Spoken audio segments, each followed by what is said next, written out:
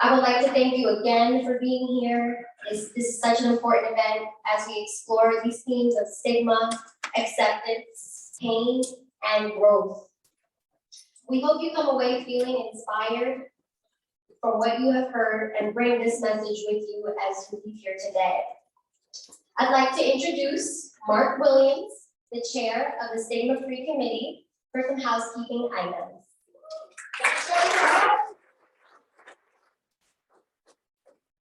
Good morning, everybody. Don't make me say it twice. Right? Typical housekeeping stuff. Bathrooms to the left. Now, and I'm looking at the room filled up so quickly, people arrived so early. I think everybody probably already knows what the bathrooms are, right? Anyway, they're out to the left. The exits are straight ahead. You just keep walking into the courtyard. And for any reason, if we need to evacuate, just everybody should meet up in the parking lot and one. Lunch is at 12 noon. Bingo cards and Buddha boxes. Feel like Vanna White. Bingo cards. Visit our tables, our vendor tables, and get the box that you visited at the vendor table checked. And if you come back to the front desk where your registration was and hand in your card with all the boxes checked, you will get a mindfulness box, which contains a pillow spray, a candle, scented candle, a little bit of a roll-on, so you put some here, and a bubble bath. So get your book cards checked.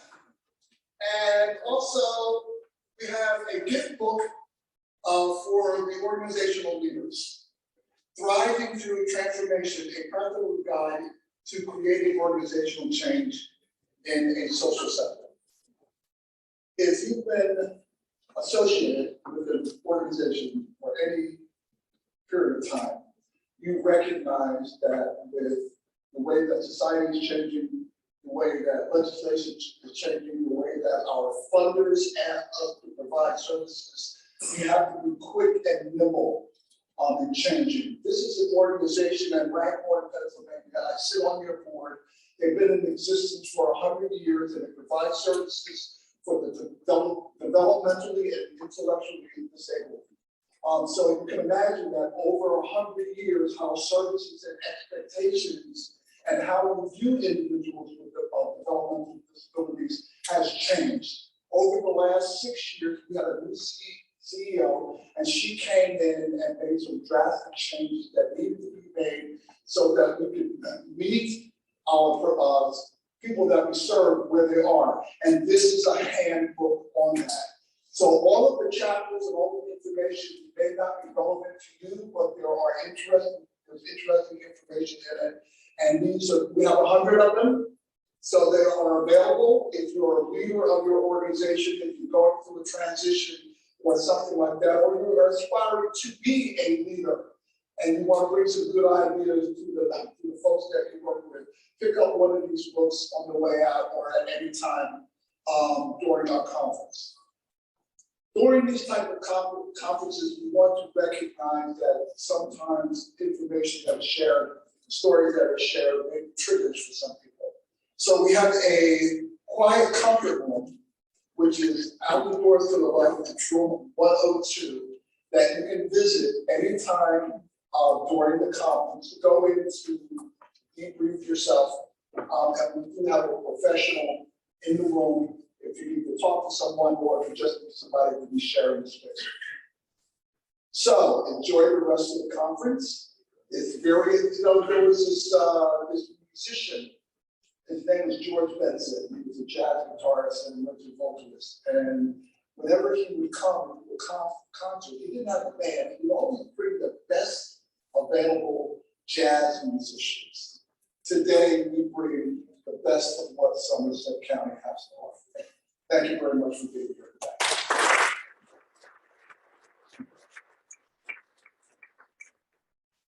Thank you very much, Mark. Now I'd like to turn the stage over to our elected officials. We are very lucky in Somerset County where we have fantastic leadership that supports the health and welfare of these initiatives and our communities, and allows us to explore these initiatives even further and bring education, advocacy, and support forward. Please welcome Commissioner Douglas Singleterry, Commissioner Paul Drake, and Michael Frost, the Human Services Director.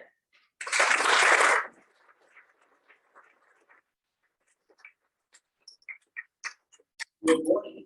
I'm Commissioner Doug Singletary. I want to welcome all of you to the county's second annual Stigma-Free Mental Health Conference.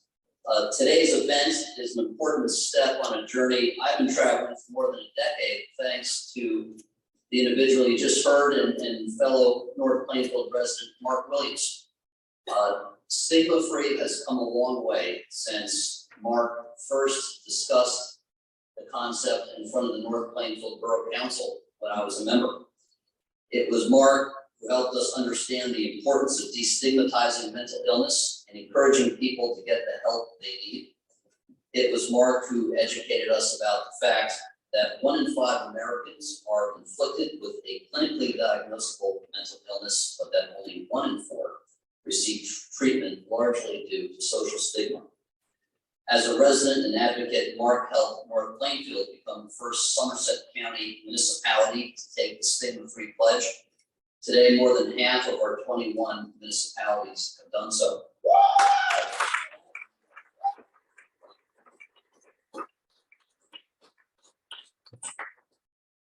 And this countywide effort owes a lot, not just to Mark, but also to the incredible Human Services Department that is led by Michael Frost and other key professionals such as Zach Berliner, Meg Isbitski, Lisa Federico, Brianna Johnson, and the rest of our operations and planning division, as well as many of the community providers and advocates who participate on this initiative, many of whom you will meet and hear from today.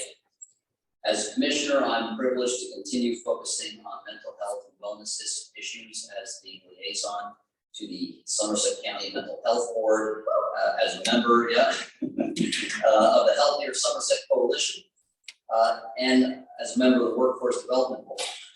It's heartening to see so many of you here today focused on these issues, both interested residents as well as so deeply committed professionals who are working hard every day in our communities.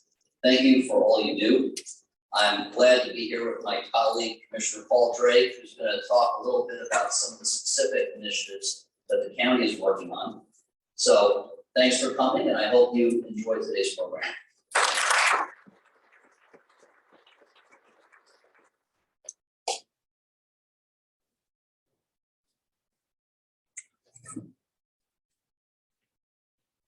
Good morning.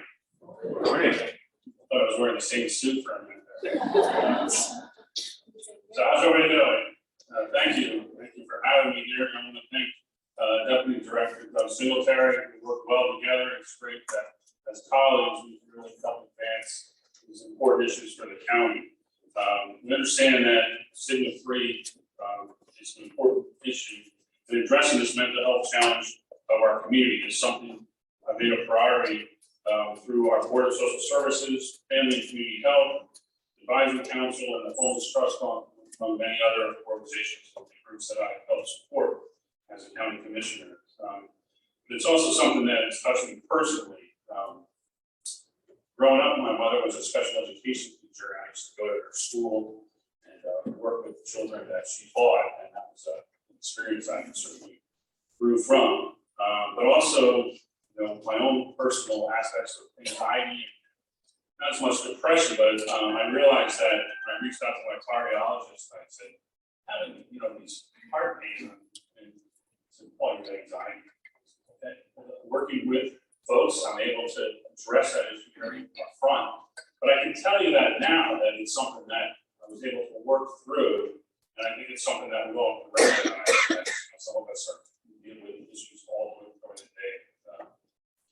So trying to cope with it is important to be able to reach out to your own doctors and assistants and counselors that help you.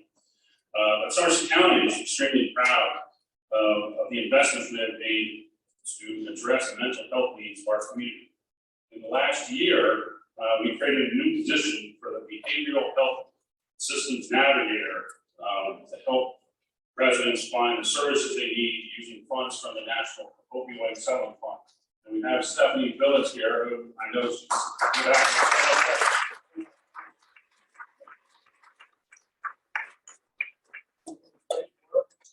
You need assistance, you need support, you need to find the resources. You can reach out directly to Stephanie, and she'll help you find those resources that you need.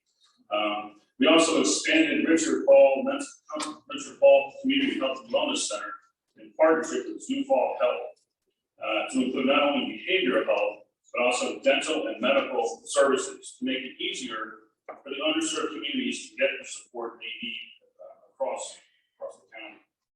It's important that we have to collaborate with Zufall and bring that those services to the county. But we also launched a Somerset Helps mobile outreach van, which you probably saw from the parking lot as you came in, I'm sure you did, to bring our services to the communities most in need throughout the county. We recognize that for most of our underserved communities, traveling directly to Somerville, where most services are located, could be a major challenge. So this van will help sort of be able to reach more people greatly throughout the county. I'm excited to report that the maiden voyage of the Somerset Health Van is today at this conference. So I encourage you all to take a selfie with it, post that information, get it out there, let people know that both on the social media that we're here to help you with this van. And certainly be on the lookout for it as it travels around the country, around the county.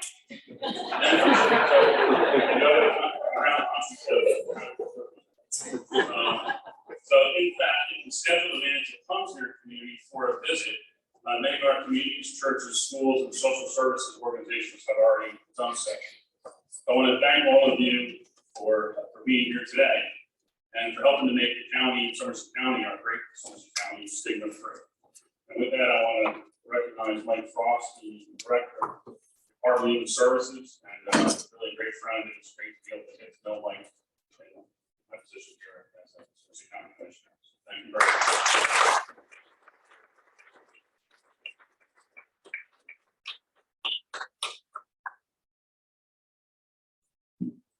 So, good morning.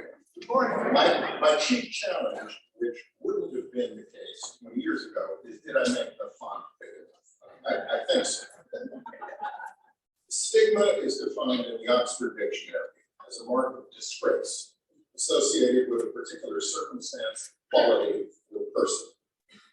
In more operational terms, it is defined as a set of negative and often unfair beliefs that a society or group of people have about something.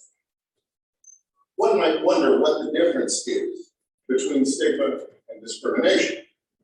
Essentially, while stigma refers to an attitude or belief, discrimination is stigma operationalized. That is, the behaviors that result from those attitudes or beliefs. While today's conference is about stigma and what it will take to be truly stigma-free, it is also obviously about behavioral change. Like so many things in this world, while some thoughts or beliefs may seem automatic, especially to folks like me who've been on this planet a relatively long period of time, we know empirically that behavior doesn't necessarily have to follow thought. We need to slow down, reflect, and act with intention and purpose. I would like to tell you that I am unburdened by stigmatized beliefs or thoughts, but I would be lying if I was to tell you that. Despite my training as a social worker and clinician, let alone as the designated head of our county's Human Services Department, I too must work hard to keep stigma squarely out of my operational palette. On most days, I am successful at doing so. When I'm not successful, I work hard to understand why. I am pleased to help open our second annual Stigma-Free Conference, but I also realize that as much consciousness raising as we may do today, it is behavioral change that matters most. I hope that today succeeds in clarifying, stimulating, educating, and rededicating those of us already dedicated to this mission, which I suspect are all of you in attendance.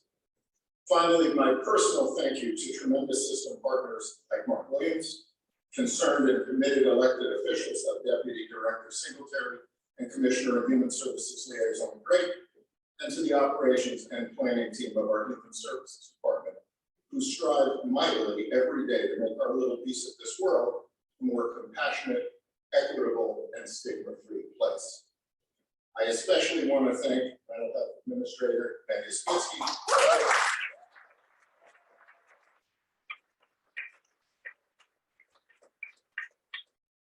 This work is clearly a call. With that, I turn you back over to Mark to welcome you to the stigma-free zone. Mark.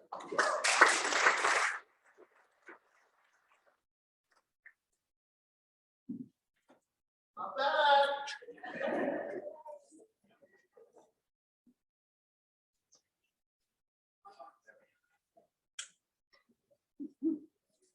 As I look around this room and see all of the green, I am reminded of my favorite place as a child, Emerald City, in the county in the land of Oz.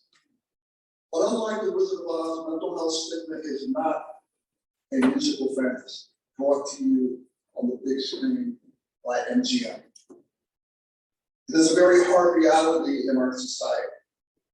All humans get stuck. Getting emotionally attached to everyday life situations is a natural part of being human. The main characters in The Wizard of Oz illustrate this, that this is the truth. The movie opens depicting Dorothy stuck in fear, frustration, aversion, after a mishap in his gulch, and totally. When Dorothy first finds herself in the land of Oz, she is in a state of shock. Linda the Good Witch of the North presents Dorothy with a metaphorical tool, the Yellow Brick Road. To support her on her journey back home. Without being equipped with such a tool, to guide her, Dorothy would have been stuck in Munchkin. Munchkin wasn't such a bad place. The Scarecrow is stuck on disbelief and helplessness. The Tin Man is stuck on hopelessness and gloom. And the Lion is paralyzed with anxiety. One of the greatest strengths of the movie is the admission of the humanity of each character. Yeah, they were all real. They were all real. The wizard didn't give the luck, but the great and powerful Wizard of Oz was not a fraud. The wizard didn't give the lion courage. He provided an opportunity for him to be courageous. He didn't give the Tin Man a heart. He provided an opportunity for him to show love. He didn't give the Scarecrow a brain. He provided an opportunity for him to think outside the box, or in his case, outside the cornfield. Are you with me here? So today, when you leave our events and travel your individual yellow brick roads to your small towns in Somerset County, I need you to be courageous in your fight against stigma. Think not only outside the box, but as if with your collective brain, but as if there is no box at all. And lastly, love one another with a heart as big as ours. Somerset County, there's no place like home. Meg?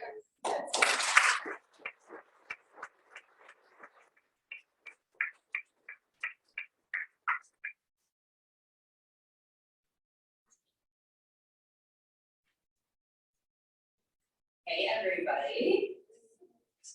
Hey, Meg. Let's find my notes. So I don't mean to be redundant, but I do want to thank everybody for being here, because without our wonderful leadership from our commissioners and our human services directors, our vendors, our speakers, my stigma-free committee, and all of the attendees, this would be a very sad one. So we are here today talk about the concept of stigma. Again, don't mean to be repetitive, but I'm a completist, so I think we need to define stigma one more time. Before we can reduce it, we have to really understand it, and I think we all need to be operating from the same definition. I love PowerPoints, so this is my love language. Stigma, as Mike Cross has just said, is the concept of shame that surrounds holding certain memberships or characteristics. So there are stigmas about everything, but today we are talking about mental health and substance use disorders and the intersectionality of that stigma as it relates to race, gender, sexual orientation, religion, any other layer that we put on. So when I think of stigma, I really think of it as in three categories: self-stigma, interpersonal or public stigma, and then systemic stigma. So self-stigma really relates, as you would guess, to the internalized negative beliefs that we hold about ourselves, our own abilities, our own worthiness, and what we ourselves can control. And we've seen a lot of studies that say high rates of self-stigma actually impact a person's individual journey to recovery and quality of life. It affects our health outcomes, employment and educational goals, our relationships, our housing, but most importantly, our sense of purpose and identity. Then we have public stigma. And that relates to those interpersonal beliefs, interactions, anything that's, again, negative in nature that has to do with these identities and these characteristics. We know this, we know what it looks like, we've seen it, stereotypes, it's language, it's attitude. It's discrimination, it's not wanting to be guilty by association, not wanting to be associated with that person, because what does that say about me? And then lastly, systemic stigma are the governmental and organizational policies and procedures based on societal values that intentionally or unintentionally can limit somebody and their opportunities. So what that really looks like, just an example, in our healthcare, that's a lack of parity and funding for mental health care, similar to physical healthcare. We don't have the same access. And insufficient benefits from employers that don't support or even recognize their employees with mental health and substance use disorders. And if you want to learn a little bit more about that at lunch, find your way over to the Orange Table. Community and Connection has a wonderful workplace recovery program to be extended.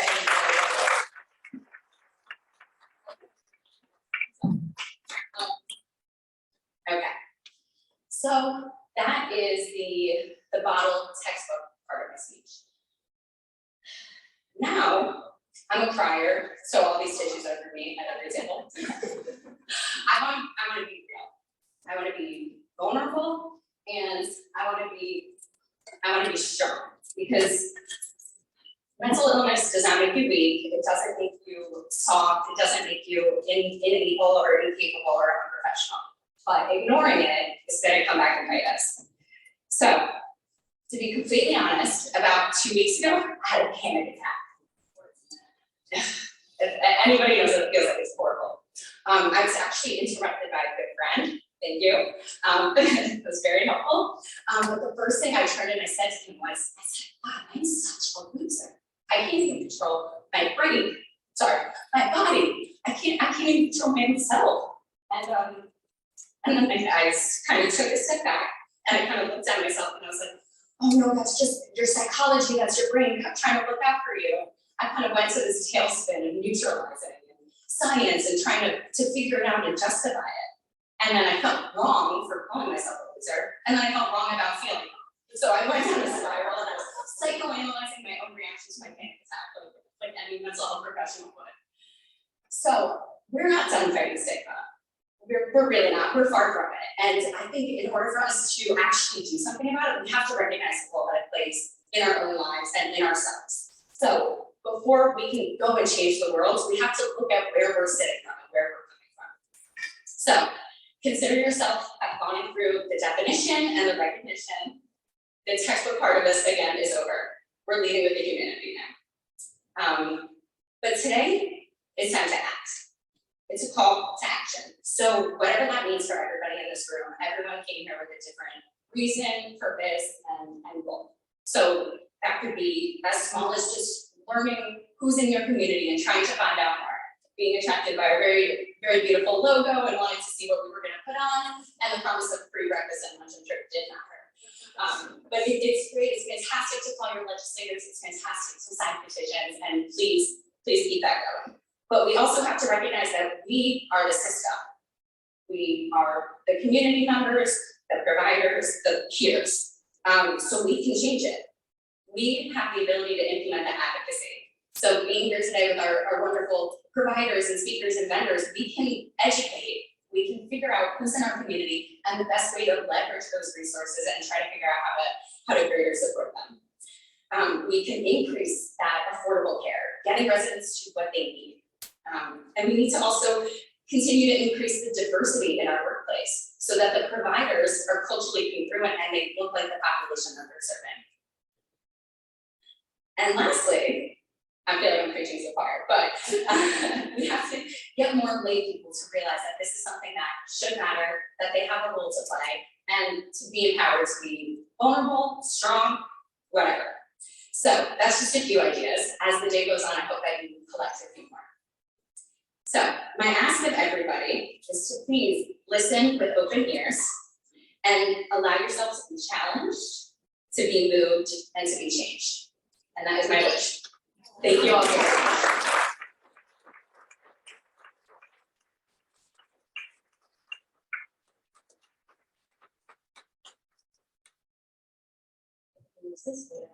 Can everyone see me? Okay. Yes. So thank you so much, Meg, for sharing. Thank you, Mark, and to all of our speakers so far. Now that we are all experts on the layers and nuances of stigma, we have our very first of many powerful and moving speakers. Our first speaker will be Isaiah Harris. I'll tell you a little bit about Ashley as he makes his way to the stage. Isaiah Harris is the LGBT health coordinator for the Proud Center of New Jersey, located at Robert Wood Johnson University Hospital in New Brunswick, and lead of the Gender Affirmation Surgery Navigation Services at Siperstein Proud Center. Ashley has been an advocate and activist for the LGBTQ+ community for over 19 years. With an extensive background in mental health services and healthcare, he knew that helping others was his purpose in life. Ashley first joined the system in 2011 at Robert Wood Johnson University in New Brunswick, and he was introduced to clinical care phlebotomy, that is a challenging word, phlebotomy, and the importance of bedside manners.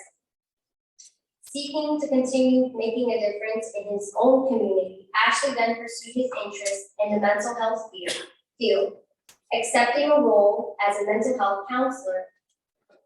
He conducted life-saving support groups with an amazing group of professionals, realizing there was more work to be done.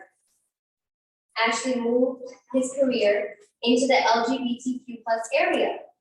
And Ashley's goal is to bring comprehensive health care to the community that is underserved and deserves a safe environment, a knowledgeable and licensed providers, and groundbreaking medicine to help the patients that walk through their doors be exactly who they are supposed to be. Ashley looks forward to being a part of this amazing journey. And without further ado, I introduce again Isaiah Harris.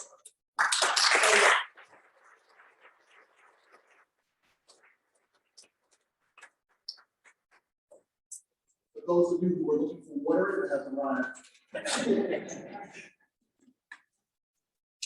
You did great. I want to take a minute and thank you. It's not easy to get up here and do these introductions, right? It's not. So shout out to you and thank you. Meg, where's Meg? You are now added to my list of heroes. For you to get up here, it's so great. Yeah, this issue work is for you. It's for me too. Good morning, everybody. Good morning. I'm so happy to be here. You basically did my whole speech. I mean, my bio was on point, so. I represent all the proud sons. These beautiful faces that you see are my team members, and I'm so proud of them. I'm so proud of them. We started this journey 2017. We started this program only one night a week for the LGBTQIA plus community. We opened the doors and we only had 2 staff, a provider and a front desk person. And we were sharing an office with a general doctor's office. We're sharing it. We said, we need time and space for this community. So we did that in 2017, and we had 100 patients with 300 people on our wait list. We had to move to a bigger, newer space. We heard the community. There's a need for what we do. So in 2019, that's what we did. We moved. Bigger space, more patients coming through our door.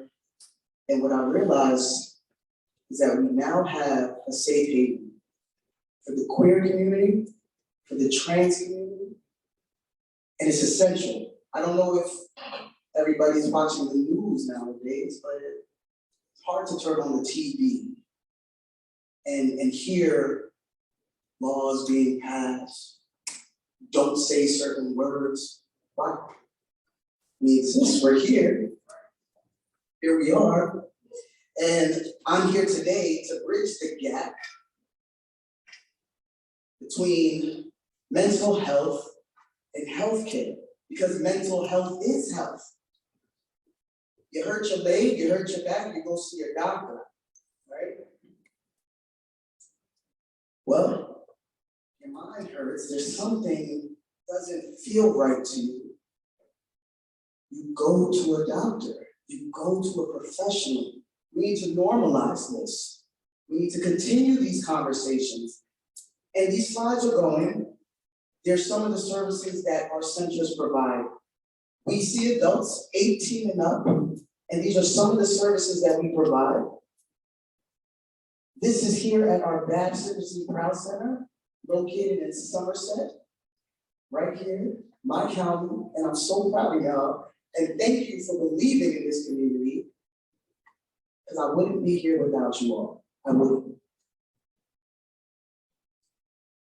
Please take down this number. This is my number. If you know anybody in the community, anybody that's looking for resources, if anybody's looking for support groups, if anybody needs somebody to talk to me. That's what I do.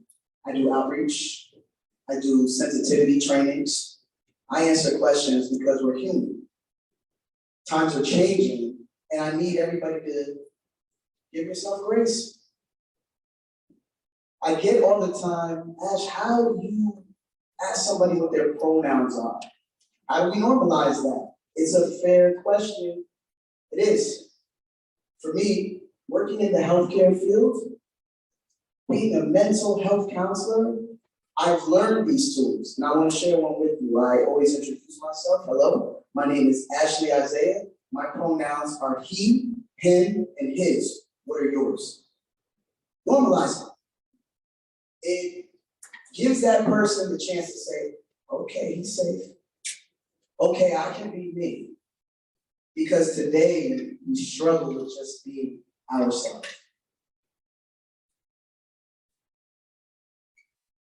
Toms River, Somerville, New Brunswick.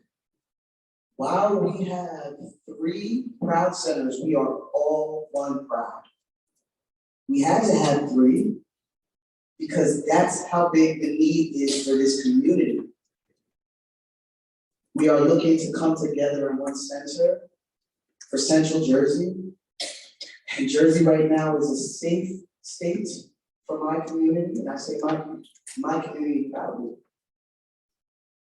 Now, my phone calls are, I need help. Who can I talk to? Where can I go? And we're not regressing, we're growing. There is a need for conferences like this, talks like this. We need to normalize it. And as I'm listening to Mark say that there is a comfort room, that's mind blowing, because some of these things can be triggering. It's not easy for me to stand up here and, talk to you about some of these services because we know how some people feel about it. But I need you to know that the services that the Proud Center provides is life-saving. It's life-saving. How do I know? I know that because I went through it.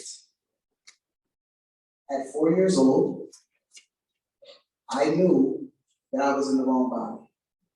4 years old. I didn't have a word for it. I thought I was a tomboy. I'm sneaking into my brother's room, wearing his clothes, and it felt normal. Every time I put on his clothes, it felt normal. My mother, who is my hero, my superstar, the light of my life, she didn't care that I was a tomboy. She didn't mind all that. That's fine. In her head, she said, well, look, at least my kid's not coming home pregnant. I'm like, damn right I'm not. Because I started to realize I can't get pregnant because I'm a male. I'm a man. But at that time, I didn't have terminology. I didn't know where to go.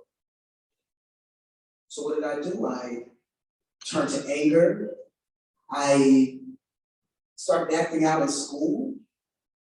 I remember being bullied and just saying, well, duh, of course, there's something wrong with me. That's that stigma. That's the self-stigma. They're right, because if everybody's making fun of me, it's me. I don't know what's going on. Yeah, well, my mother took note of that, and she said, babe, let's get you some help. Let's talk to somebody. I said, I'm talking to you. She says, I'm not the professional. I said, all right, I'll give it a try. Maybe there is something wrong with me. I find my therapist, who is still to this day my therapist, and she gives me homework. She says, Ashley, I want you to take this article home and read it. Come back next session, tell me what you think. I'm reading about orientation now, okay? I'm reading about gay, what that is. I'm reading about lesbian, I know what that is. Reading about bi, I know what that is. And then I get to trans, and I break. I said, people like me exist? Can't be, because my reference was, and I'll be honest with y'all, move on. Hey, she's popping. But I wasn't rude. I'm just a man. I go back to my session and I'm like, I'm trans. I'm trans, I don't know what to do. Because I don't even like that word. It means, what does that mean? My therapist says it means figure out who you are. A man. From that day forward, I decided to do research with support and help and love.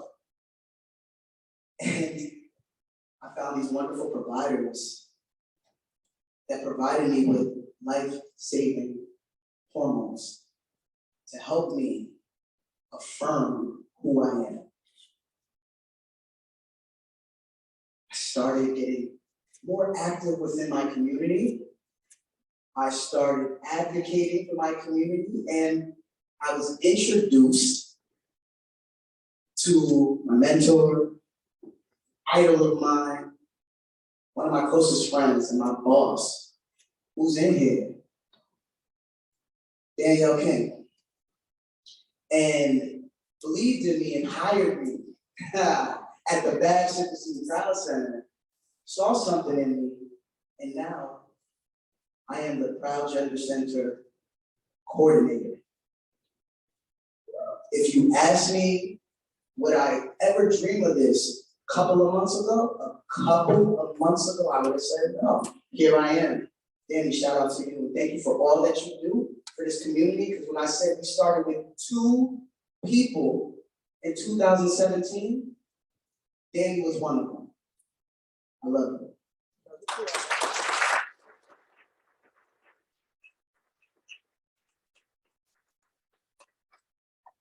So my question to everybody here today is, does anybody feel different or weird or anything triggering about the queer community or the trans community? Anybody? Any questions, please ask. You're in a safe place.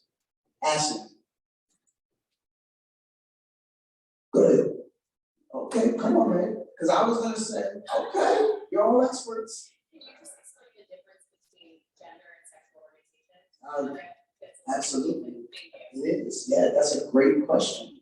So, gender can be male, female, non-binary, gender fluid. Sexual orientation is who you are attracted to, who you lay down with. The privacy in your bedroom. What I say to people when it comes to orientation, why you want to take me out? Because then we can talk about it. If not, mind your business. As far as gender, you may not know, right? We should not assume. But that's why I say to introduce yourself. Hello, I'm Ashley Isaiah.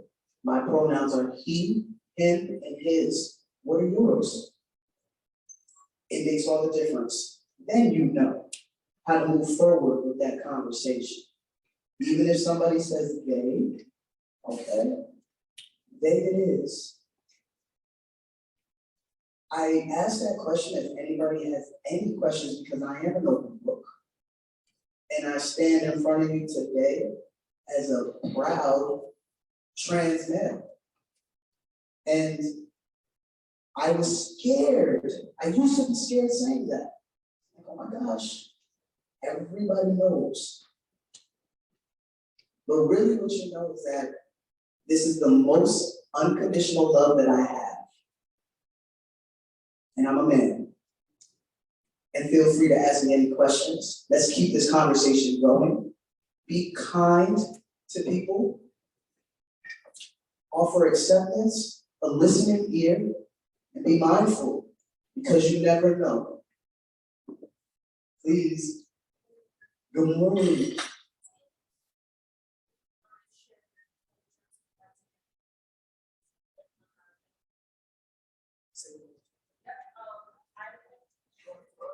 I'm sorry. I'm not that young. I'm sure you're younger than me. I don't know. I was born in the 60s, I'm gonna leave it at that. Let's go. Okay, I got kids your age. But thank you so much for sharing with us this morning. I wanted to know if you'd be interested in sharing your email address. We'd like to invite you out to speak to one of our events. I would love to, and I have my cards. Anybody that's interested in my phone number, email, please come meet with me during lunch. I have my cards and I will stop and meet with you first. I quickly just wanted to share an experience that I just had. As a trans male, it's not easy for me to go to a gynecologist appointment, but it's a part of my health. I went into this appointment with my bestie, and thank God, because I needed Danny at that moment. I was like, oh no, they're gonna look at me. I'm a man in the gynecologist's office with a beard. That's weird, right? No, it shouldn't be. It shouldn't be. But thank God I had support. Danny's talking with me. I'm Staff is amazing, and this is RWJ. So proud to be a part of this organization. I cannot stress that enough. I cannot. But I go in there and we're talking, and then another person walks in and has the shirt on that says, "Trans guys are hot." I mean, I'm not gonna debate that. But anyway, in that moment, he's checking in, he looks over at Ebeny and I, and he says, "Oh, here you go." And in that moment, it felt so good, and the waiting room was pretty full, right? And my name is called, and I purposely wanted to make sure that I walked by him. And I thought I was gonna shake his hand, but we embraced in a hug. It was powerful, it was moving, and nobody questioned it. Nobody bothered us. In that moment, we had a W. That means a win. And I'm celebrating that. I want to share that experience with you all here because times are changing. Please ask me your question. Yes.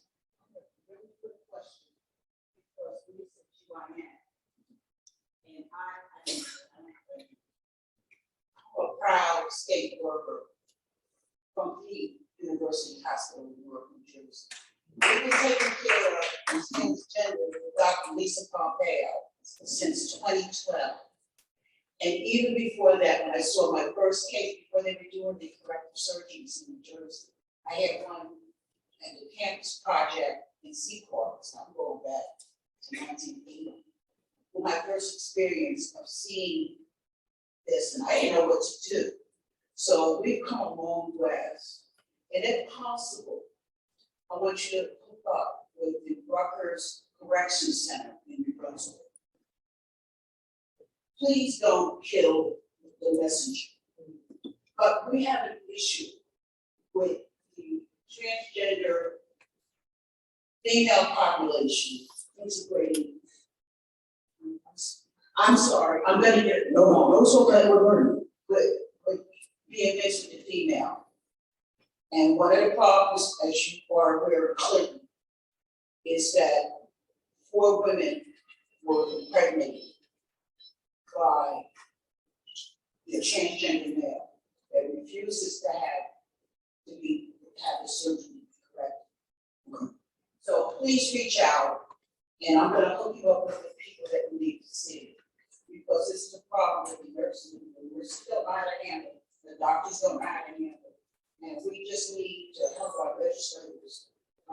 Understand, yes. Thank you for that. And I would like to touch base with you. I think that's a wonderful idea. Yes, please. So I guess my question, first of all, your proud mom is how partly you came here today.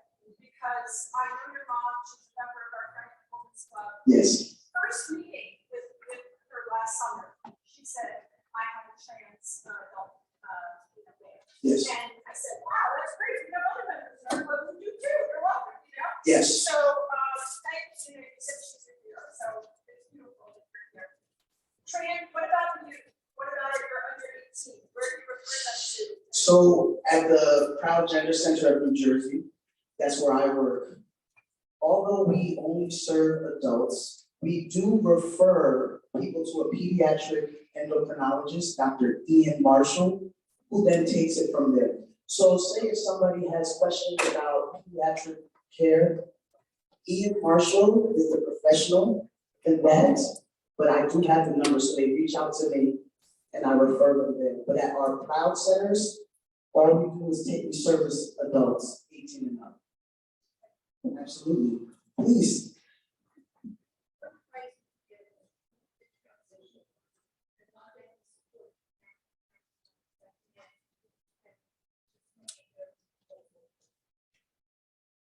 Good question.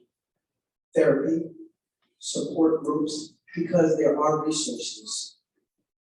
I remember feeling like I was by myself, even with my mother being my superstar, being my hero. It's a lot of pressure on her because, listen, she didn't know what to do except my child needs to live. I had 2 attempts on my life, and I'm standing here today from support, and that came with therapy, support groups, and education. I would tell somebody to reach out to somebody like me so I can point them in the right direction, and I would let them know that they're not alone. We have support groups for the parents as well, and I will share that information with you. I have my card. We have a wonderful support group for families. Any more questions? You guys are asking great questions. It's on? Oh, okay. Hi. First of all, I really want to thank you for your openness and your vulnerability, even for those of us who are allies and supporters. You've touched on things that we can't really ask, but it's helpful to understand. And so that was brave and helpful, and keep doing it because it really helps. I want to thank you because we don't thank our allies and advocates enough. You don't get to hear that enough. It's always what we see on TV, right? But I see you. I see you out there marching with us, crying with us, holding us. I recognize you. Thank you for everything that you do. God bless you. Sure, please. So one of the things I appreciated was your start of your story at 4 years old, and then you sort of jumped over into when you started with therapy and got the article. But you didn't, I'm wondering how old you were when that happened. And my other question, I'll just throw it out there. You made a comment about introductions and pronouns. And so I was in a program where we were all encouraged to identify ourselves with our pronouns. And I thought, oh, that's so great. Yes. And then someone said, well, this makes me uncomfortable because you might be forcing people who are not ready to come out to, identify themselves when they're not ready or to stress about. So I'm curious what your thoughts are. It's true. Everybody isn't ready, and I'm gonna wrap it up, Meg. I'm sorry about that. But that's a good question.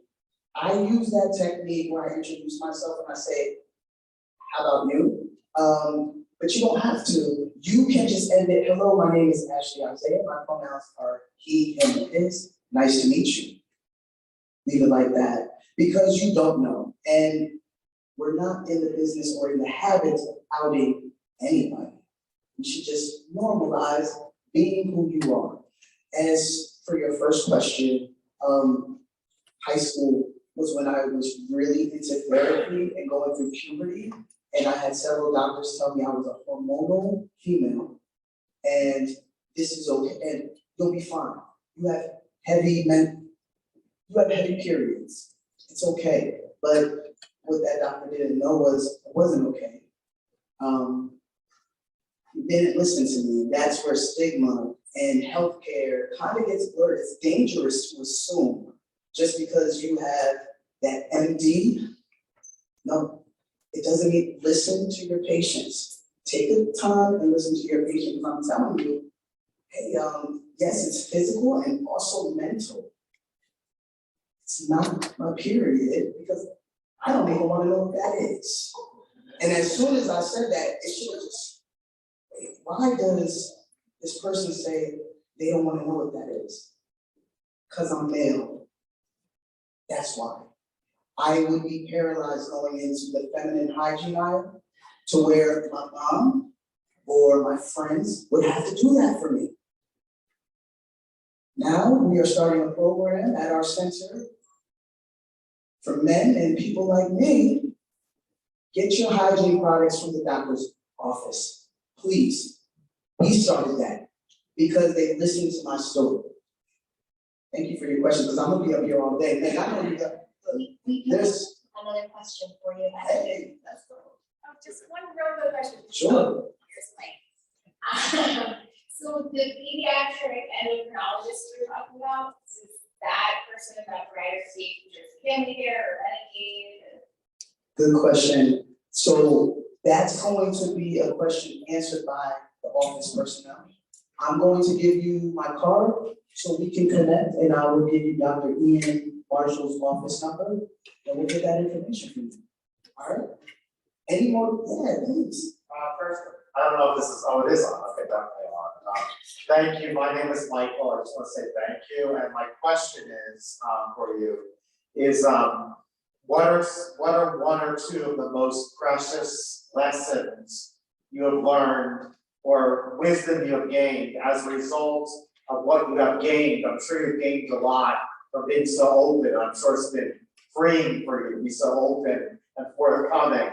So I want to know, like, what is, as a result of being open and free and so vulnerable and forthcoming, what is the lesson you've learned, the most precious lesson? Excellent question. Thank you for asking that, because the most precious lesson, I'm standing right here and I'm alive. I'm living. I'm not surviving anymore, I'm thriving. I'm affirmed. Real quick. I realized something maybe a couple of weeks ago, right? I was doing this exercise and I think I was having a little anxiety, maybe some panic.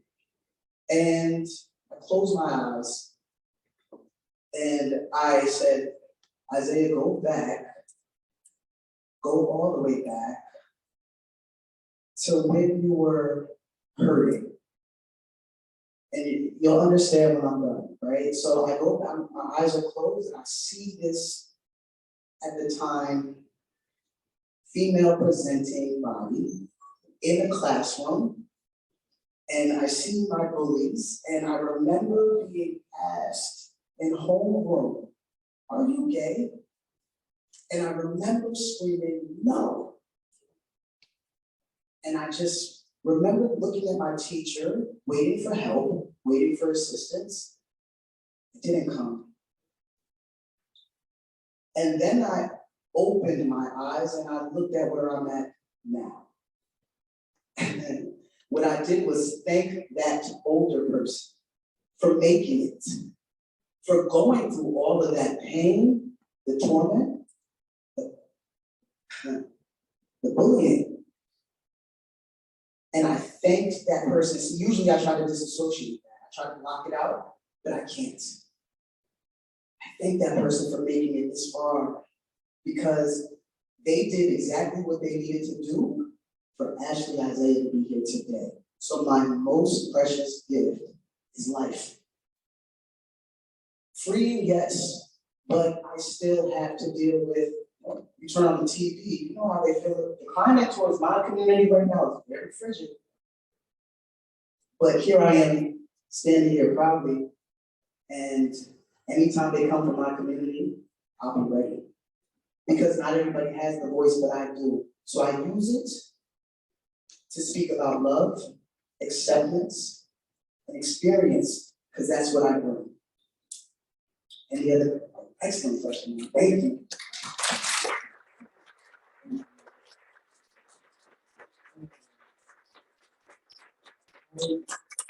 Took a lot of your time. I apologize.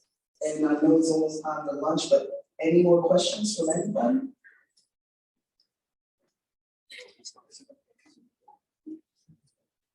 Thank you all. God bless you all. Any other questions? Please find me. I'm here. I'm so happy to be here. Thank y'all.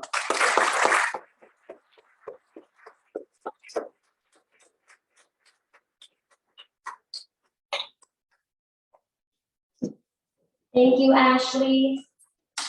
Every word that you shared with us is very inspirational. For those of us who knew and those of us who did not, you are an inspiration, and I appreciate you. I feel the connection, that energy. It's flowing in the room. It's positive. It's loving, and I'm going to tear up a little bit. So.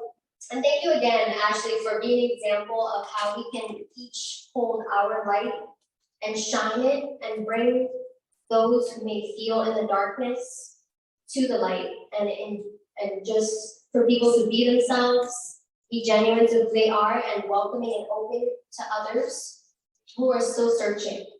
So thank you again. All right.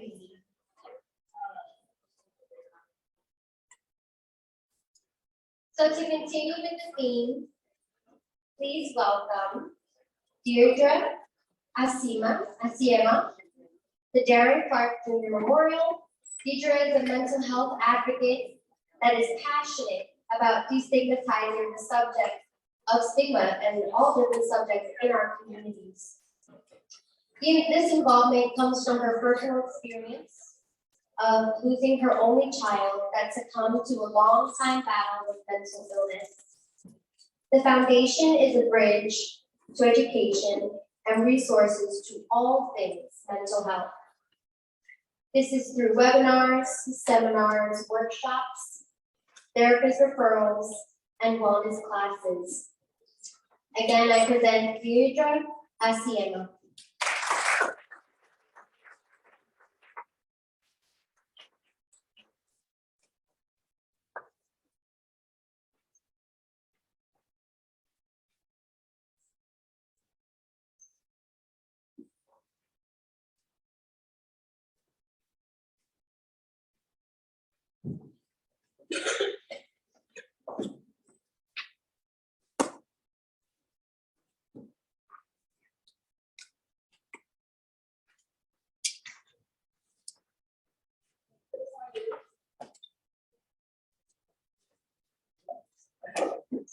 Good morning, everyone. Thank you for having me here today. Ashley, thank you for sharing your story and your coming to be a part of that to follow the line. So again, my name is Deirdre Asiema. I'm the founder of the Darren Clark Jr. Memorial. We are the bridge to education and resources on mental health. Our logo is not all pain is physical. Who we are. We are a nonprofit organization founded April 2018, which serves as the bridge to education and resources on mental illness. Why we do it? To eradicate the stigma around mental illness. And what we do, we bring education and resources on mental health. When I was going through what I was going through with my child, I had no inkling of half the resources that are available out there. So our job is to make sure to connect people to the resources. Our foundation history, we're founded April 2018. Darren Clark Jr. is our inspiration. Serving the New Jersey area and Africa. We provide mental health services and programs.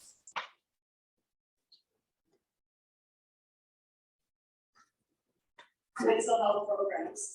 We have webinars and seminars, which include suicide prevention webinars, youth webinars, which included a mental health symposium, mental health wellness webinars. Programs too, we give us mental health programs, which is yoga, and every Monday we give that to our supporters. And we have a support group called Darren's Gallery. And it's Darren's Gallery because Darren was an artist, so we incorporate art into our support group.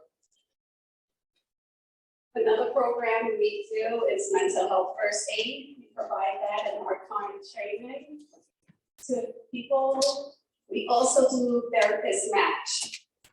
So we know how hard it is sometimes for people to go out there and look for a therapist. So we do the work for them and match the people to a therapist, whether it's through their insurance or if they don't have insurance, we look for someone suitable for them. We also give out scholarships called the Darren Clark Jr. Art Scholarship to people who are going into the arts field, since Darren was an amazing artist. Some of our projects, as I said, we serve Africa.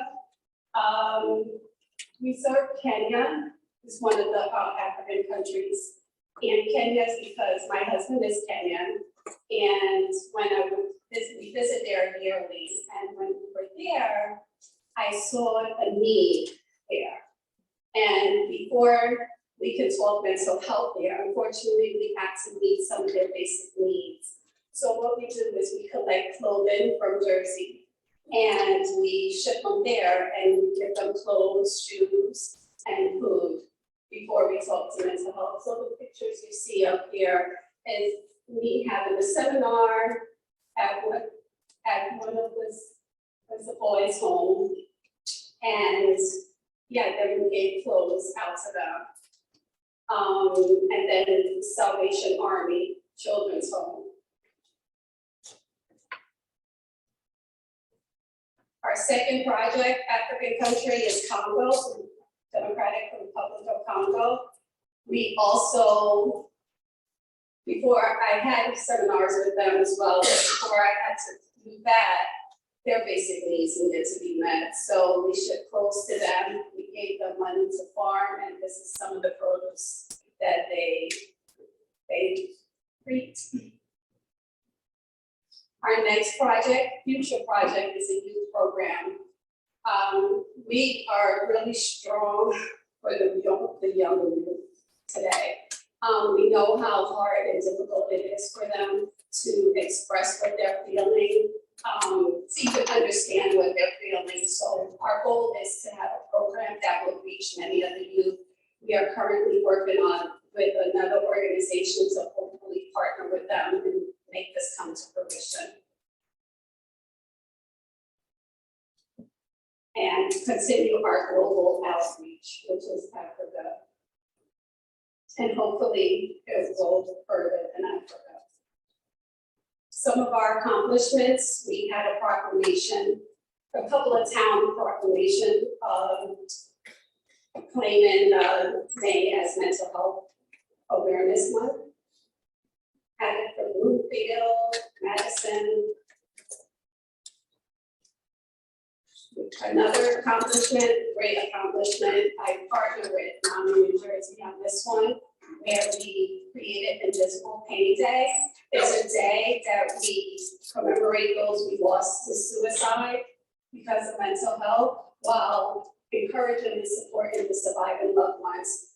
As we know, usually when we lose someone, the support is so great in the beginning, but then it slowly diminishes. But that person who suffered the loss still suffers even years going by. So we created this day to get together with those people, to encourage them and remind them that they're not alone, and to talk about their loved ones, because we like to hear our loved ones' names. This was also recognized by Governor Murphy. He gave us a proclamation on the day, claiming Invisible Pain Day, January 7th as Invisible Pain Day. So be on the lookout for January 7th. There's our next Invisible Pain Day. Details to come. How can you help? You can help by donating your time, volunteering for events, and be a part of our team, because we are always looking for people who are passionate about mental health. Monetary donations through sponsorships, company match programs, and donate items such as prizes, gift cards, and for our fundraiser events, and supply items, school supply items for our back to school events that we have yearly. This is the information on Darren Clark Jr. Memorial Foundation. This is how you can reach us through email, our website, phone number.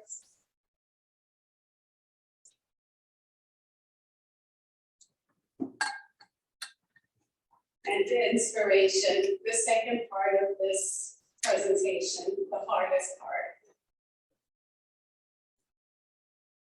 So, this is Deirdre, the mom of an only child, Darren Clark Jr. It's still a little tough. Although I'm reading it, it's still tough. Whom I lost January 7th of 2018 due to mental illness. I want to start off by saying that no parent should ever know the heart-wrenching pain of losing a child. It's a dark, hard, lonely journey, not fit for any human. Darren is my absolute favorite person in the world. He had a smile that will melt your heart. He was full of love, passion, and selflessness, gentle, forgiving, and very artistic. I would like to paint a picture of you who Darren really was, because the story I'm about to share with you is not who he was. He would give someone on the streets his last hours, literally. I witnessed him taking off his shirt, off his back to give to someone because they really wanted it. One day he was walking along the streets to his friend's house, and two young boys stopped him. And I said, "Sir, can you help me? Can you help us fix our bikes?" One of their bikes something was wrong with it. When Darren couldn't fix the bike, he called me out from work and asked me to Uber them home. Yeah, so I'm like, Uber them home for what? So he told me the story, and I'm like, okay. And because he did not want them to drive alone in the Uber, he drove with them. And at that point, I was able to pick him up from their home. He wanted to ensure their safety.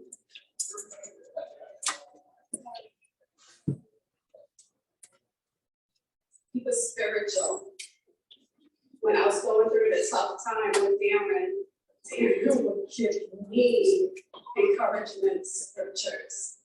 And no joke, when I would go to service that following Sunday, the pastor would actually preach on that scripture. He was very artistic, whether it's drawing, wood carving, creating hats, t-shirts, songwriting. He was extremely gifted. But under all the amazing qualities, he struggled in silence. At an early age, I will find bruises on him. Unbeknownst to me, they were self-inflicted wounds. When I would ask him about them, he would give me a story that didn't make sense. One time, he bent over and the light bulb burnt him.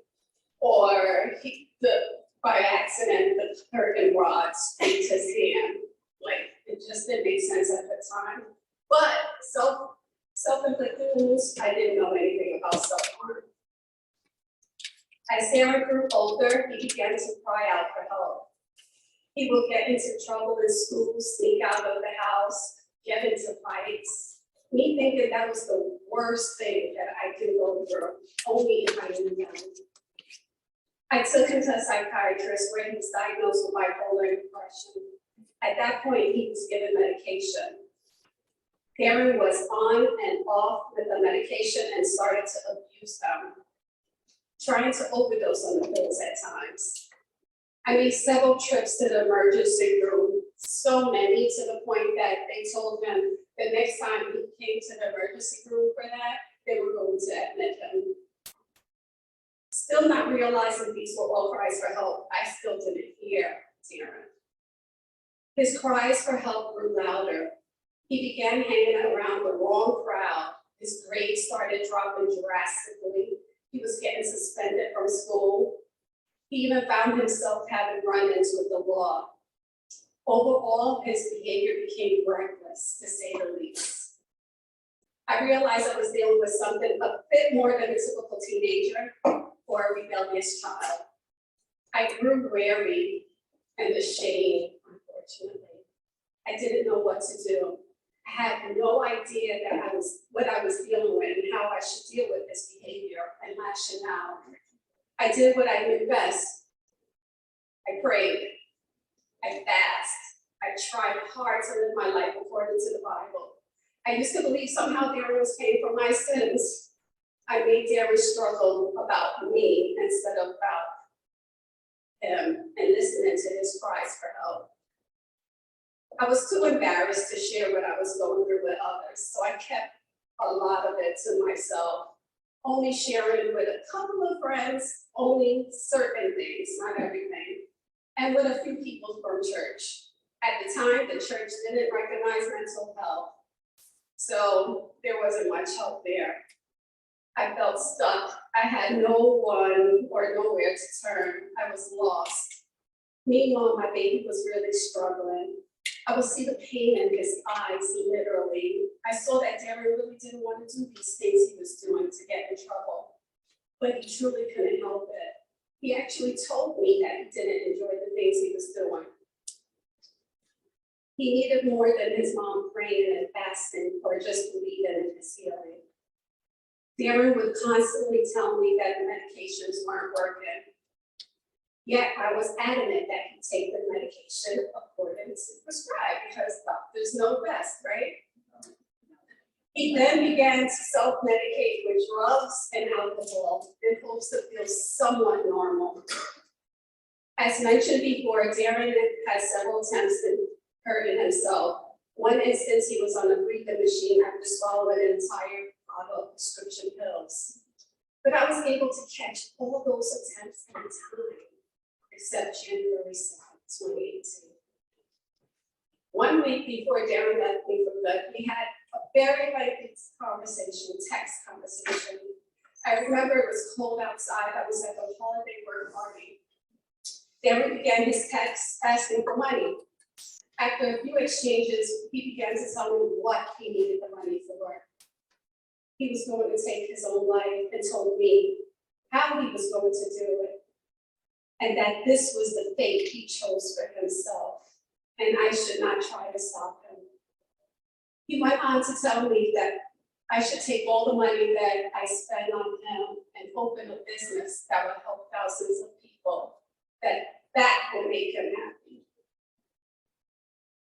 He also told me now that I can live a life that I deserve without a deterrent. Imagine your child telling you that.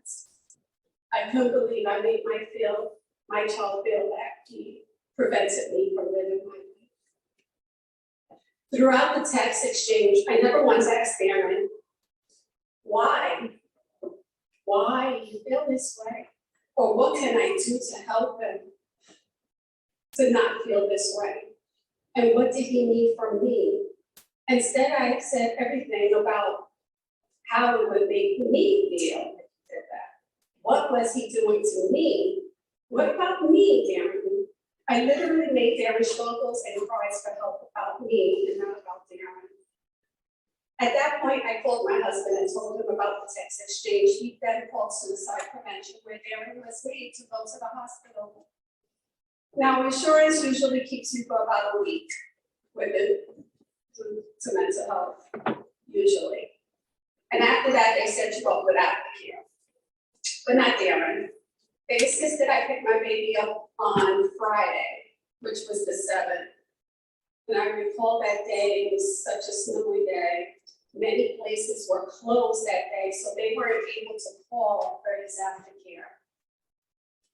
They intended to call on Monday to set that up for him.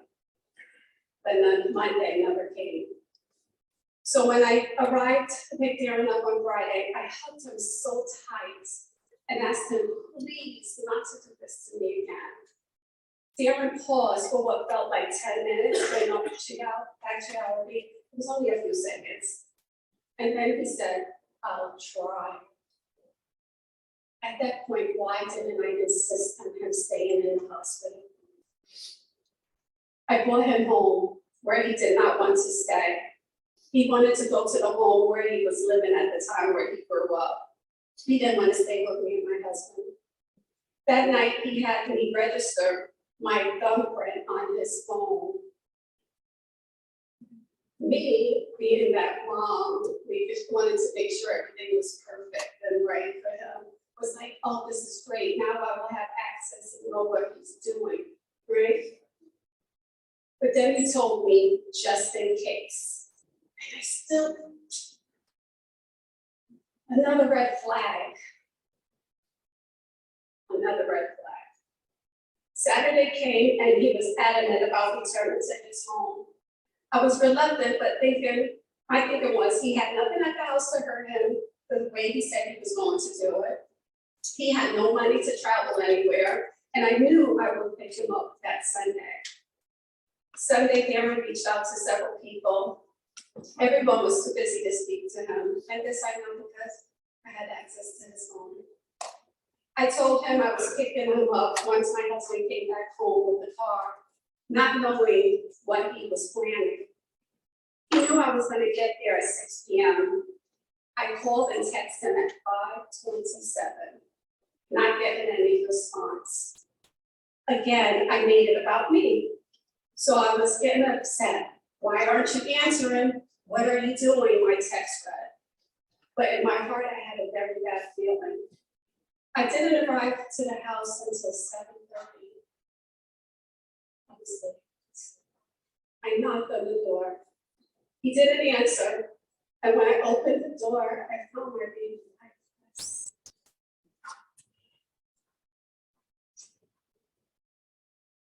My life at that moment became a dark, lonely journey of endless pain.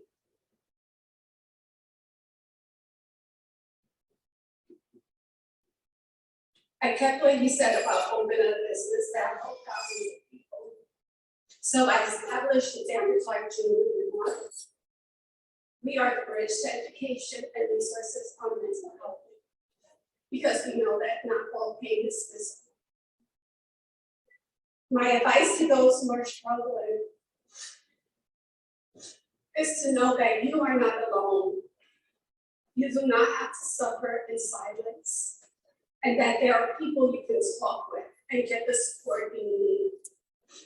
Your actions are more likely cries for help, and sometimes loved ones can't hear you because they may not understand that language.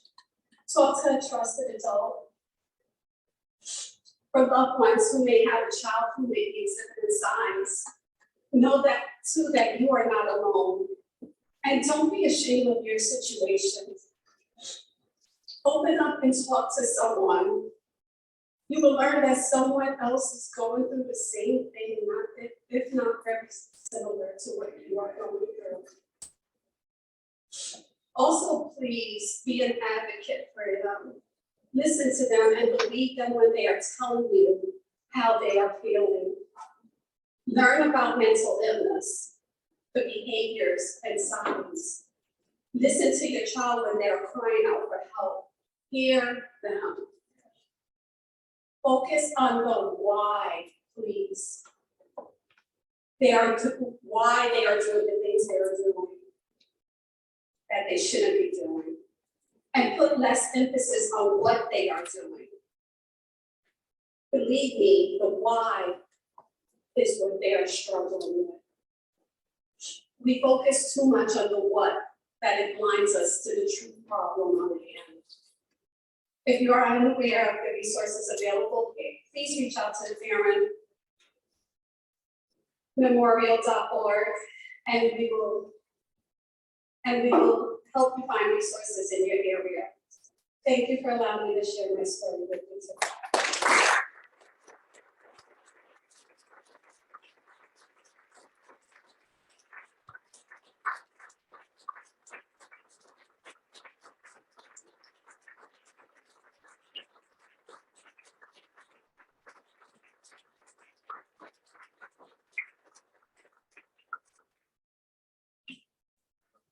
The room speaks for itself. Deirdre, thank you for sharing and being vulnerable with us, your powerful words, and having us witness that we can also share our vulnerability as well, the same way you did. Thank you. The way that you transform sorrow into hope for others is an honorable one, and that is not lost on us today. And remember, everyone, that our choir room is open for those who need a private space to decompress at any point today. And this is actually a great time to stop, right? We can easily just go one presentation after the next. But I think it's important to stop right now and have a time to reflect, hug a person. And we're gonna have some lunch in just a few moments, and that is catered by our gourmet catering in Verona. Please take some time to hydrate, nourish yourself, and connect with those around you here. Remember again to stop by our vendor tables to learn about some of the wonderful resources in our county, some of the wonderful people in our county. and make those connections, because that's why we're here today. And last but not least, those who complete the little bingo card that we have going on, we will be giving away the first 40 to receive, first 40 who turn in their bingo cards will receive a Buddha box that Mark displayed earlier today, generously donated by NAMI, New Jersey. And so again, we're going to start our lunch in just a few moments. I will announce when that's here and when that's displayed out in the hallway there. And again, please be back by around 12:40 to resume programming. I'll again make an announcement when we're close to that time. Okay? Enjoy. Thank you. So please join me in welcoming Dr. Vasudev Makhija to discuss mental health and the Southeast Asian community, as well as other cultural considerations.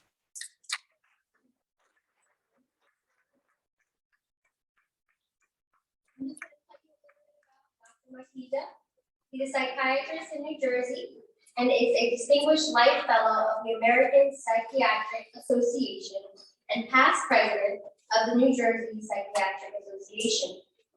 He served on the Union County Mental Health Board for 6 years and was the chair of the board for 2 years.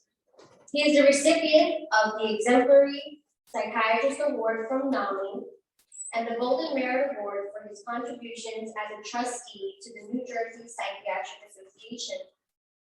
He is the founder and president of the South Asian Mental Initiative and Network, a nonprofit organization that since 2014 has been addressing a broad range of mental health needs of South Asians in the United States.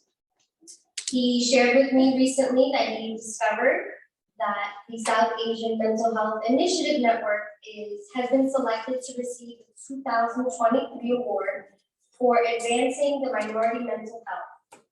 And that will be awarded by the American Psychiatric Organization. So again, to welcome Dr.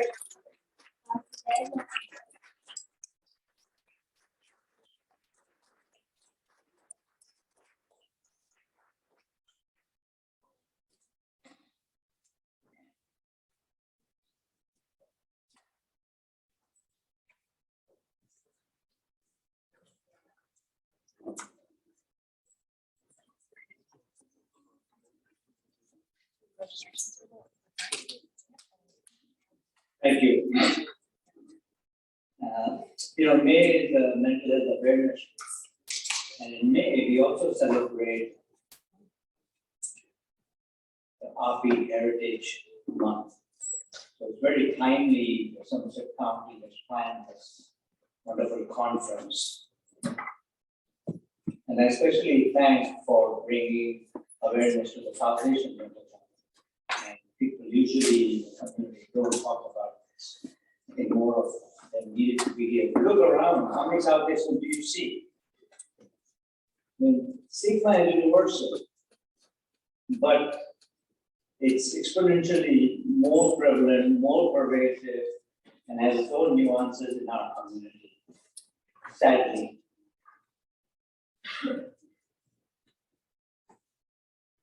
Let me tell you who are South Asians first. Let's start with that, and I'll talk about the challenges faced by the South Asians when dealing with mental health.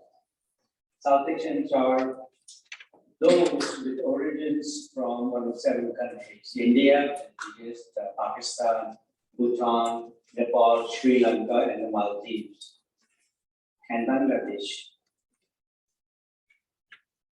Within each country, there are different regions and states which may have cultural, spiritual practices differences, food practices differences.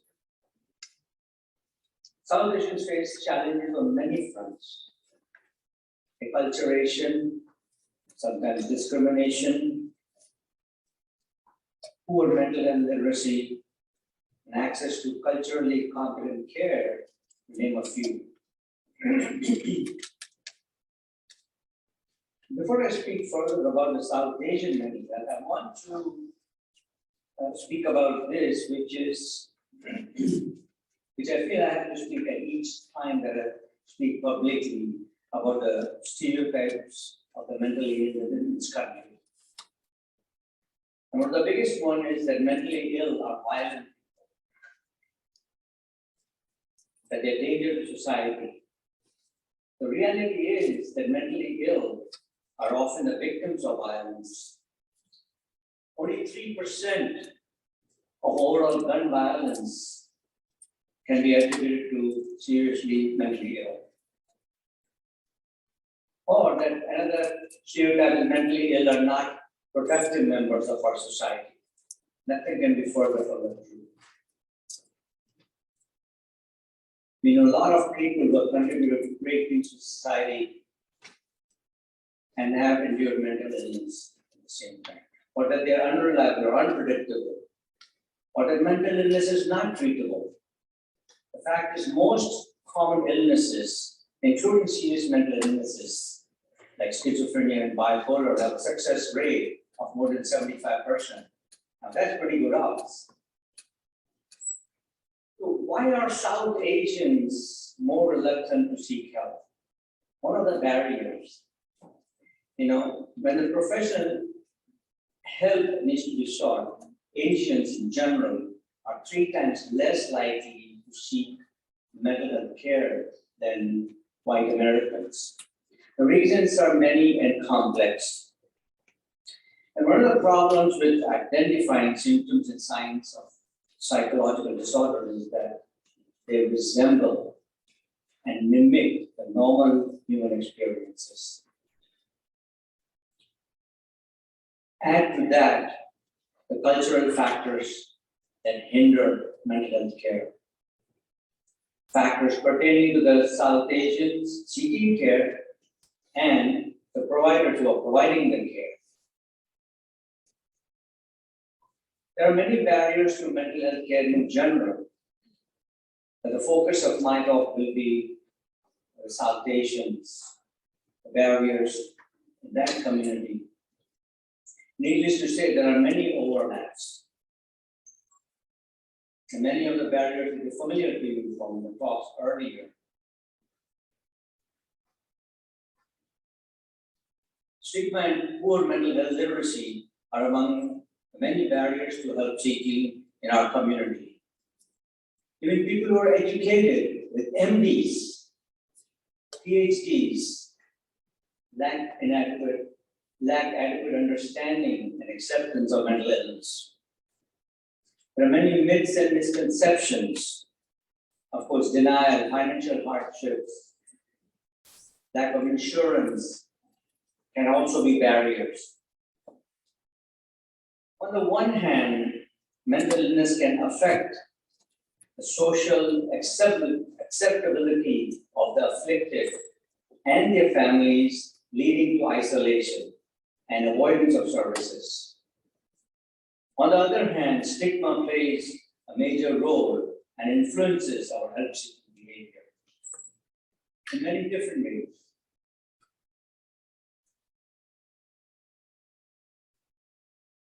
Those involved in stigma, Somerset County know this very well as they've been fighting stigma in this county. There are many nuances to the stigma in the South Asian community. South Asians are very acutely conscious of their image in society. Often there is a fear and shame of others finding out about the mental illness in the family. They'll do everything to hide it. Even the neighbors won't know, next door neighbors. We worry about the reactions of others and how that might tarnish our image in our community. What will people say? What will they think of us? And here's another one. Who's going to marry our sons and daughters if they find out there's mental illness in our family? Especially daughters. That's the biggest worry. These questions can drive our flawed decisions and actions about seeking care for a loved one. It is easier and socially acceptable to talk about physical problems. than mental problems. Asians are often more comfortable talking about expressing and communicating through physical means rather than psychological, as we know. There is less distinction between mind and body, which is seen more distinctly in the Western society. This can result in misunderstanding of the symptoms by the treating professional if they are not familiar with this. Fear of being labeled crazy also keeps people from seeking help. We have a word for that in our language, pagal, and you don't want to call somebody that. And sometimes mental health is not a priority in our community. They could spend lavishly on a birthday party or just other parties. But when it comes to mental health, it is hard to spend. Somehow that's not a priority, sadly. I've heard parents of adult children with mental illness say, oh, all he or she needs is just boost the confidence and self-esteem, just love and encouragement and be fine. And this is in lieu of seeking treatment. I get so many calls from youth in our community that I go to my parent that I need some help for my depression, my stress, my anxiety. Oh, just focus on your studies in your college, you'll be fine. And this is not a rare occurrence, sadly. And this is something that we are all fighting on an ongoing basis for our organization, educating our community. There are many myths and misconceptions about mental illness in our community and about the available treatments. One of them is that mental illness is contagious. One young man applied for volunteer work at our organization, and he aspired to become a psychiatrist, and he told his father that I want to be a psychiatrist, which is a great thing, and father should be proud of it. He said, no, don't do that. Listening to mentally ill all day will make you mentally ill. And he's saying this with a straight face, he believed it. Mental illness is not seen as a real illness. And I've heard this from physicians, South Asian physicians, who have been in practice for 25 years. There is great reluctance to take psychiatric medication because of various misconceptions that it is addicting, or that it will stop working, or that will destroy your brain. I get calls sometimes from some organizations, hey, do you want to come and give a lecture for us? Because we find that you come and say this to the community because they wanted to promote some of the other healing practices that come and say that how antidepressants can harm the brain and how people get used to it, stop working. And that's not true. They feel that you have to be strong enough to be able to solve your problem. Take medication, you're weak, or that it validates that you're mentally ill. It confirms that you're mentally ill.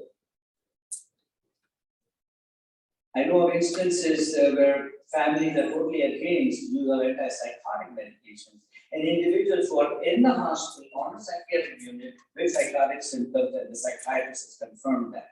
Oh, my child just has anxiety problem, we'll get over it.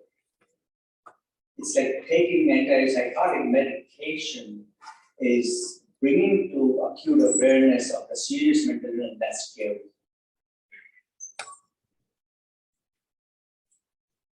It is not uncommon to think of mental illness as the result of spiritual weakness, or not enough faith, or just bad stars and bad karma.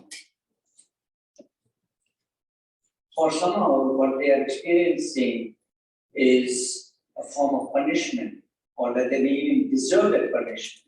So if they go for treatment, that's going to get in the way of that absolution. Hindus, which is my religion, may have a good challenge resulting from the inaccurately perceived notion of karma and adopt a passive, fatalistic attitude. Some spiritual leaders, thankfully not all, who are ill-informed about mental health, may fail to understand the mental challenges and end up giving advice that is, can be ludicrous. I'll give you one example, and this is the real example. Sad to say, in fact, I'm ashamed to say it, and I sometimes don't want to say it because I feel like as a minority, when I speak something, I'm representing my community, and I don't want to say bad things about the community, but that has to be spoken. A woman went to a spiritual leader. This is the example that occurred in UK actually. And she told the spiritual leader, at the end of the lecture, the people go to the spiritual leader and present their own personal issues and problems and get guidance. So this was a scenario, and the woman goes there and talks about, and tells the spiritual leader about the domestic violence that she was being beaten by her husband. And it's a long story, I'll just say in 2 sentences. The spiritual leader actually told her that she's lucky that she's going to exhaust her karmic debt in this life, so she doesn't have to carry it in the next life. It's appalling, right? She was also told, the leader asked her, does your husband put food on the table? She said, yes, he does. We should not be complaining. And the person who told me this story, she was a woman I know, and follower of this spiritual sect. And I asked her how she felt about it. She said that it's true, what he says is true. People identify with that, but that has to be broken, such thinking and such preaching. Some have preconceived notions about seeing a therapist or a psychiatrist. Oh, I know what they will do and say, what's the point, Another common myth is that the psychiatric treatment is only if you completely lose your mind. And we know that is not true. Most people go for treatment who have just milder, moderate illnesses, anxiety, depression, panic attacks, you name it. It's also helpful to know that the experience of mental illness and the beliefs about its cause, its treatment and its meaning are often informed and shaped by the culture of the origin rather than the Western concept as we know it. And then the model minority myth, there's an erroneous perception that people from South Asian countries always achieve social and economic successes. And this has created a gap in our understanding of the significant health disparities experienced by this group. There is often both the pressure to live up to this minority myth and also some experience of pride in it, and which is also a form of denial of the reality. We believe that mental illness or drinking problems do not affect us, do not affect people in our community. It affects those Americans. Now, we are part of the same American culture, but somehow when it comes to this, it is us versus them. It's magical them. I have heard this from even experienced outpatient physicians. I was making rounds in a hospital once, on a general ward, medical ward, and the internist who's been in practice for over 20 years, and I was there to see a patient, and she said, thank God, our community doesn't have problems like this. I was there to do a psychiatrist. I was appalled. I said, really? She said, that's not true. I said, no. So she said, what do you do with grand rounds of teachers? We ended up doing the grand rounds, the Robert Johnson.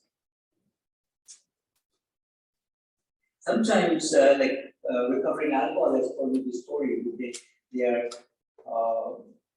taken in the hospital for drinking, and they are told, I thought you people didn't have problems like this. Or even arresting cops.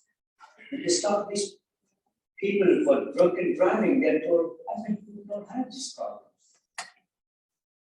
Well, we do, sadly. The incidents may be different, but we do.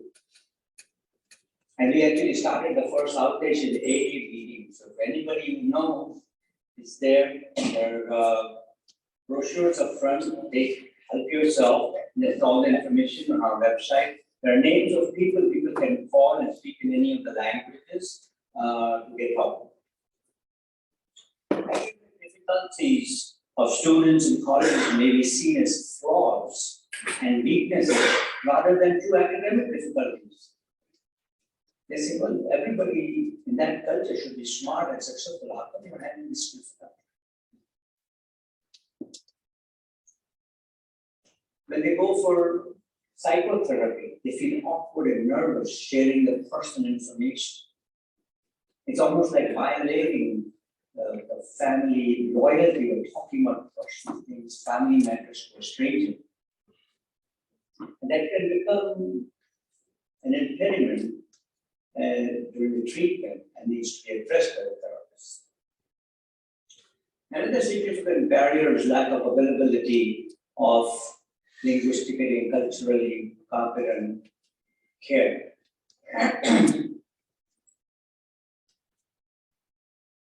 It's often hard to find a mental health provider that accepts insurance.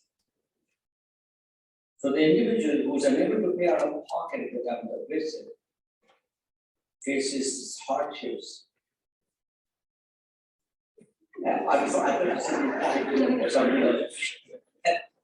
Unfortunately, many county and mental health centers now have South Asian providers, thankfully. But in trying to get an appointment with a South Asian provider can be challenging. It's not always easy. And I tried to call one community mental health center. I said, I know you have South Asian provider. Can you make sure that this is connected with South Asian provider? We can't promise that. And that is something that if people in positions where they can influence this, if they can help the clinics to become more sensitive about this, it will be tremendously helpful for the minority community. South Asians often prefer to see a provider from their own background, even if the language is not the issue. Someone they feel comfortable or they feel they will understand better. Not only that, someone who's seeking for, let's say somebody from India who wants a therapist or a psychiatrist from India. Now, not only that, they will ask, oh, do you know someone who's a therapist from this particular region in India? So for example, somebody who's a Gujarati, which is a western state where Prime Minister Modi comes from, they would prefer to have a Gujarati speaker. Not because of the language necessarily, because somehow they feel more comfortable, they feel connected. Immigration status can also be a barrier. Somebody who's undocumented or who loses visa because of their employment comes to an end, they're on H4 or H1. The younger generation has other challenges, trying to straddle the two cultures, trying to live two identities. And some do better than others, and it can cause its own problems. And this is another big one. South Asians prefer the alternate and holistic interventions before considering conventional mental health care. For example, they might consider acupuncture, yoga, meditation, Reiki, and so on. And nothing wrong with these. These are great interventions. I practice them. They're very helpful for the mental well-being. The problem is when these replace the conventional mental health care, it is disastrous. it delays treatment, and when the treatment is delayed, the illness progresses, it's harder to treat, it's longer to treat. It's best if it's used along with the conventional treatment, and that is what we have to educate them. There's nothing wrong with it, but don't replace the conventional treatment. We also have our own unique ways of solving problems. You know, if somebody has a serious mental illness, send him to India, maybe go and live with, grandma there or uncle, maybe a change of scene will help. And people do this. Another thing they'll say is, the son is having a problem, we'll get him married. I think when the wife comes, everything will be fine, responsibility will shortly be okay. And I tell them, no, marriage doesn't solve problems, it adds to problems.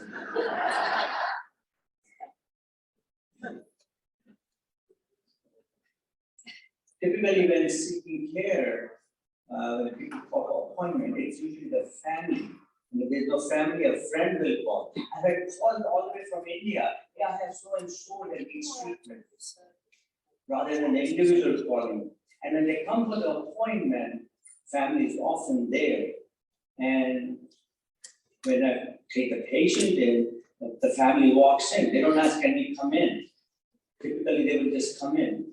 And I think the provider has to perform a delicate dance of observing privacy, while at the same time including the family, which is very important for the success of the treatment, because they can sabotage, but they can also be very helpful. So it's very important to include the families while also educate them about the privacy. You have to go an extra length. That's it, I'm done.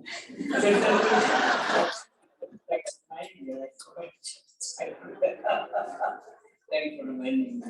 So I hope I will increase your familiarity with our culture, and it's a great culture. I'm proud to be part of it, but this is some area where we need a lot of improvement. Thank you.